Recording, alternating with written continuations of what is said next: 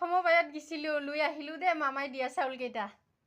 এইখিনি হয় চাউলখিনি এবাৰ কিন্তু দালি চিনি নিমখ নাই মাত্ৰ চাউলকেইটাহে মোৰ মাছৰুমৰ চিলিণ্ডাৰ দুটা মনত আছে না মই যে প্ৰায় ভিডিঅ'ত দেখাইছিলোঁ আৰু খালোঁ বহুতখিনি আমি মাছৰুম বেয়াও হোৱা নাছিল চিলিণ্ডাৰ দুটা টাইমে টাইমে মই পানীও মাৰি আছিলোঁ ধুনীয়া কৰি পিনহেতো ওলাইছিল তাৰ সত্ত্বেও পিনহেত শুকাই গৈছিল বেছিকৈ বাটা মাৰা গৰম পৰাৰ কাৰণে নেকি সেইকাৰণে আৰু ইয়াক যত্ন লৈ লাভ নাই কৈ কিনেহে পিছফালে আমাৰ খেৰৰ দম আছে খেৰৰ দমতে পেলাই থৈ দিছিলোঁ এতিয়া যত্ন নলোৱাৰ সত্ত্বেও কি অৱস্থা হৈ আছে চোৱাচোন মই দেখাই দিম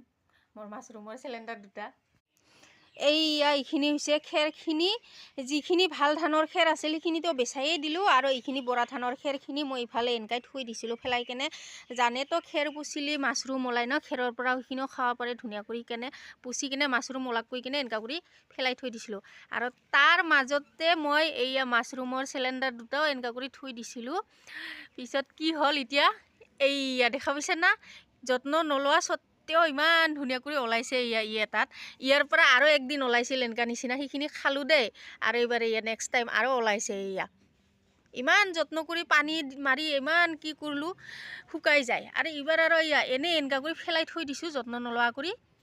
ইমান ধুনীয়া কৰি ওলাইছে হৈছে না আৰু ইফালে এটা